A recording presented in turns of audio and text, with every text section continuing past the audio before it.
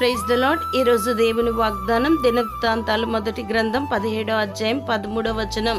నేను నా కృపను చూపక మానను. ప్రియదైవజనమా, కృప అనేది చిన్న సాధారణమైన పదమే, కానీ మన పట్ల దేవుని అపూర్వమైన ప్రేమను కనపరిచే అద్భుతమైన క్రియ కృప.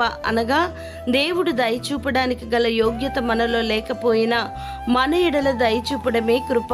మన దేవుడు హృదయపూర్వకముగా ఆయన అనుసరించు ఆయన భక్తులకు నిబంధన నెరవేర్చుచు కృపను చూపుచు నుండు దేవుడు. ఆయన వంటి దేవుడు ఆకాశమందైనను భూమి అందైనను లేడు.